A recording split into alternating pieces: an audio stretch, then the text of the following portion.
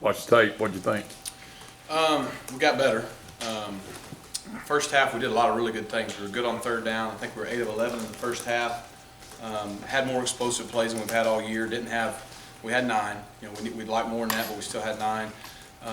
And you know, on third downs, guys made some plays. Sean did a nice job, Ricardo, early on, especially that first drive. I think we had 3 or 4 conversions. And so we started well, had good tempo, had a lot of plays. We'd like to have finished, you know, 1 or 2 of those drives with 6 points instead of a field goal, and then did a nice job executing and getting some points right before half. The thing was in the third quarter, we were 0 for 3 on third down. I mean, it's as simple as that. It was 3 third downs that, you know, one, we could have caught the ball. I think Ricardo could have made a catch. The second one, they brought a good pressure, but we had 2 backs ready to pick it up, and we had 2 guys on 1. If we pick that up, you can see Melvin's running wide open for what would have not only been a first down, but a big explosive play if we made the throw and catch. And then the third one, you know, we had Ricardo on the end cut, and him and Sean just got to make that play. Sean could have made a better throw. And so those were 3 times that, you know, we go 4 plays, I think, the first drive, 3 and out the next 2. We weren't on the field in the third quarter, and it was our own fault. And fortunately for us, our defense held them some field goals, and then we were able to put a really good drive together when we needed one, you know, in the fourth quarter. Was the play when they both bought the same guy? Was that the sack? Yes. Yeah, we gave up a sack, and we had enough guys for it. And, you know, it's just we got better. By no means have we reached where we need to be, but we got better. There was, I think, at times we looked like the Auburn offense we want to be. It's just now got to become more and more consistent, and a lot of the little detailed things that, you know, keep you from converting a third down, keep you from not having a sack, you know, allow you to convert on third down and 4 when you're trying to put the game away instead of get to fourth and half a yard. We just got to get better at it if we want to continue to win. At this point, after 3 straight starts for Sean, is he your starter going forward? I think it's safe to say he'll probably start the game Saturday.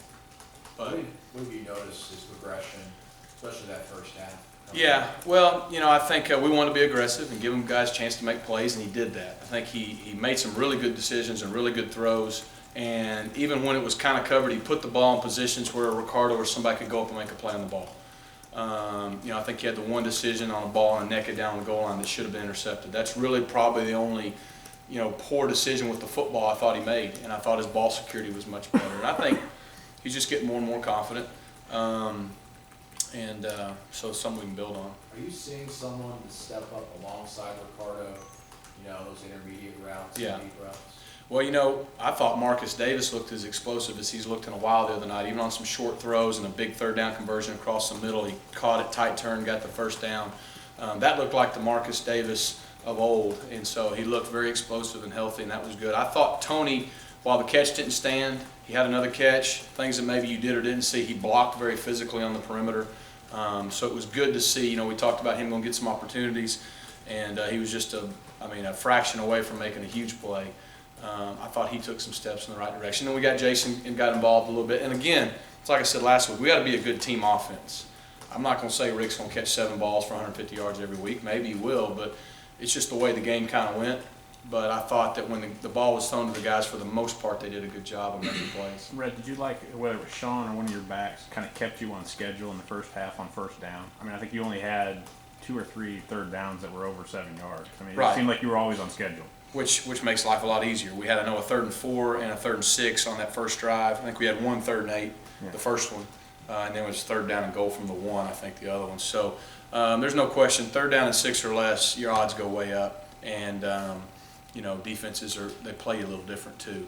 And again, in the 3rd quarter, there was a couple self-inflicted things on the 1st and 2nd downs, and then we were in 3rd and long situations, and then we just didn't execute and convert. Anything new with Brock Thomas and his injury?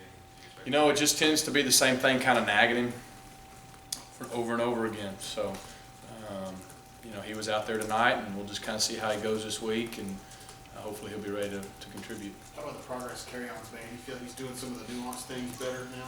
Yeah, you know, I think you tend to see him do more and more. He's playing, you know, some receiver, playing in the backfield. He's still doing the Wildcat stuff. I thought he played tough. You know, he got hit pretty hard one time, and he shook it off and stayed in there, and made a couple good third down conversions for us as well. So he's a guy that will continue to be more involved. Seems like he plays with a lot of passion, a lot of spirit. He does. He's a football player. He's got great instincts. You know, there's some guys, you teach them certain things one time and they get it, and they just naturally know how to do it. He's one of those guys. You know, we made a concerted effort Thursday night to get him on the field more, and we did, and I think that was good for us. Looking at the Arkansas Red, I think they're the best rush defense in the conference. So just what are your initial review of Arkansas? Really good, and I think Rob Smith is as good as there is in our league. He's, you know, I don't know if there's anybody really to compare him to, but they're simple, but they're really good at what they do. And there's something to be said for that. They know their defense inside and out. They play with great fundamentals. They tackle great as a unit. And they play extremely hard. That's something when you turn the tape on, you just see how hard they play. I mean, you think something's there and it closes up quick and in a hurry. And they just play with great passion. I think they're pretty solid up front. I think Brooks Ellis is a very solid linebacker that kind of runs the show and leads things for them. And they do a good job on the back end with their coverages of really making you earn everything you get. And that's their style and that's their philosophy. They're going to make you earn everything. And so you've got to execute at a high level consistently to move the ball against them. So, you know, again, they've played some pretty good teams so far, and they've held them in check pretty good. So that's, again, why I said we've got to be a lot better than we were even Thursday night if we want to consistently score some points. Rhett, on the 4th and 1 late in the game, you know, what is your kind of job, or what are you thinking about at that point? You know, is it, I'm trying to convince Gus I think we can get it, I'm going to go for it, or if he tells me we're going for it, I'm thinking about what we're going to do? Well, it's just we dialogued for a second. We even brought Will in on it. We're just coach was deciding what he wanted to do, and you know we kind of had in our mind if we were going to go for it, what the play would be. I think coach just kind of went back and forth and thought they had no timeouts, and if you punt them down there, I think it just felt like our defense would make the plays, and it was the right call. I mean, there's no question about it. You're always tempted. You want to go for it there because you know if you can get that half a yard, which you think you can, you know, then the game's over. But if you don't, you give them the ball on the plus side of the field, and a field goal ties it, a touchdown wins it. And so he made the right call, and our defense came up big for us. Gus was obviously very excited when he won that game, I mean, more so than normal. Yeah. It was kind of good for you to see him that way and happy about it. We were all pretty excited. Yeah, I know you were pretty and excited. that's an SEC road win against a team that had been playing really well. Again, you know, we still left some things out there, but I think we got better. And I think our guys played hard as a unit together. And it was fun to watch him celebrate in the locker room afterwards, no doubt. Did you see that carry over to practice today? Today? That enthusiasm? Oh, yeah. There's no doubt that, you know, the best thing to getting better is getting a win, and the hardest thing to overcome is a loss. And so, you know, guys, they get a day or two off Friday and Saturday. That also helps. But I think they know, hey, we're 2-0 in October. We're going to play a really good football team that's played a really tough schedule so far. I mean, they played some good people. So, they know we're going to have to play our best game to date on the road Saturday morning. Yeah, what have you seen out of Sean from a leadership standpoint? Now 3 games in, you look like one of those guys that first game kind of grabbed everybody's attention. Yeah. I already played. How have you seen him kind of settle into the role? Well, yeah, I think he's just being him. He competes so hard. He plays hard. He's tough. He'll stand in there and take a hit. I think the guys see that. There's still a little bit of him worrying about making sure he's doing what he's supposed to be doing. But I have seen some things even on the sidelines going down in the line to the linemen and receivers and trying to encourage guys or whatnot, whatever the situation calls for. So I think that's a role that you hope a guy continues to grow into more and more he plays. How well do you know Barry Lunning Jr.?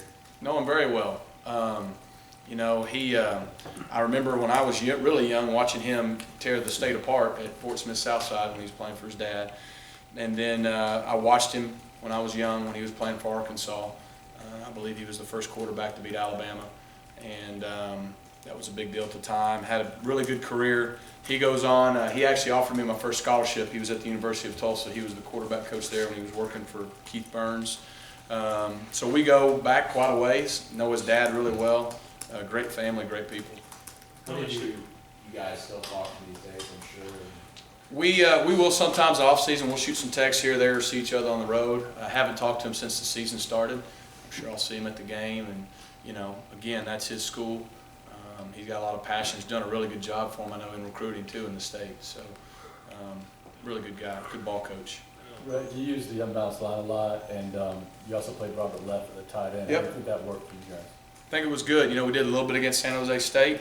You know, the thing with Kentucky, they were going to outnumber you. I mean, that's just the way their scheme is and the way they're built with their personnel. So when you were going to run the football, you had to have some longer edges.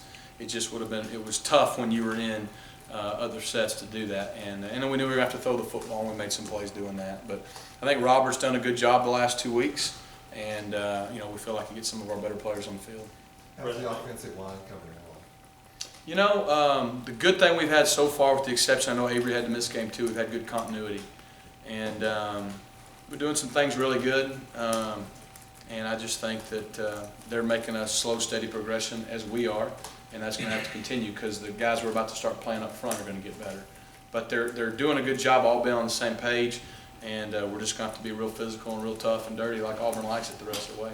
Rhett, I know that in the past, at homecoming kind of games for coaches or players, Yeah. you guys tried to downplay some of that, but I know 2 years ago was pretty significant, especially for Gus, because he hadn't won there the previous 3 trips back. Yeah. Remembering back to that, just how important was that? Because that was something that was said privately among many of you, just how important that was significant. Yeah, I think that was the 3rd time he had been there. It was only the 2nd time I'd been back, and we hadn't won, so it was good to get a win. But everybody does always try to make something of it. Yeah, it's where we're from. I went to school there. I mean, you always want to put your best foot forward when you go back, quote, home. Again, we just want to get another SEC win, and that's the honest truth. We will have more family and friends at that game, than most on the road, but it was good to get a win that time, because we were actually getting rolling and we were in the hunt. As good as Sean played on it, how did Jeremy handle the decision? Because obviously so much was spoken Yeah. with him the last couple of weeks. So just how did he handle all that? He handled it really well. I mean, he really did. He's getting better. He's competing. He's fighting. I've been really proud of what he's been doing. And, again, he prepared just like Sean did, ready to play the game. We got 2 guys that we got to be able to win with.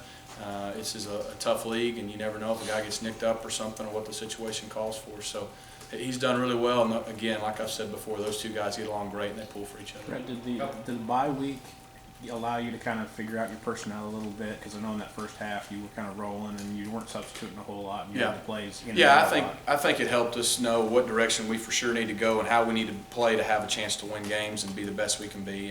And again, I don't think our tempo was poor in the second half. We were 0 for 3 on 3rd down, 3rd quarter, and that makes it hard to get going. But that's a good question, and I agree.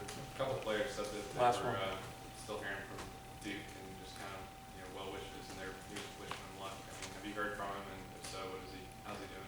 I haven't talked to him since that day, but hey, everybody he was one of their teammates. They love him, and I know he's pulling for them. All right, thank you, Coach. Yep.